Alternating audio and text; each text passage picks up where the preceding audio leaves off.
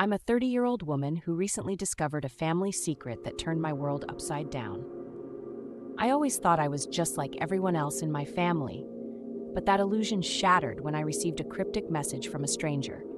It simply read, "You're adopted, and they never told you."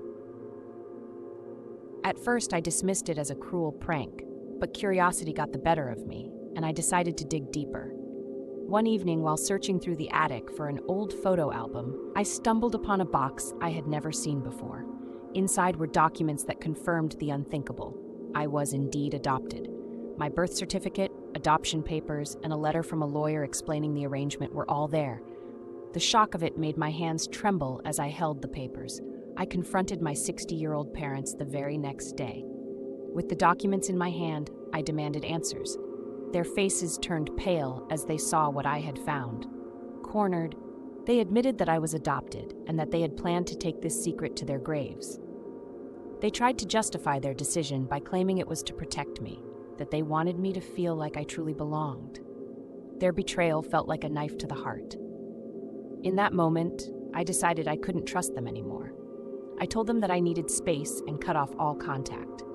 My actions were decisive, driven by a mix of anger and a need to protect myself and my new family.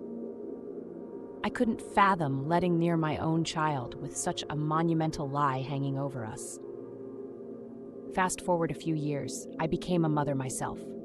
My child was my world, and I was determined to be as open and honest as possible in my parenting. Out of the blue, my parents reached out, expressing a desire to meet their grandchild. The very thought of them in my child's life after what they'd done filled me with distrust. I refused their request, making it clear that I wasn't ready to mend the rift they had created. Soon, the extended family got involved.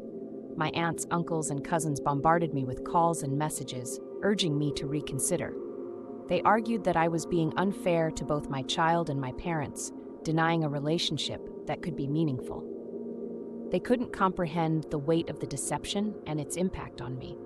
Despite the pressure, I stood firm in my decision. I felt that they didn't understand the extent of the betrayal I had experienced. To them, it was just a family matter that could be patched up with time. But to me, it was a breach of trust that I wasn't sure could ever be repaired. Now, as I reflect on my actions, I wonder if I'm being too harsh or if I'm simply protecting my family from further hurt.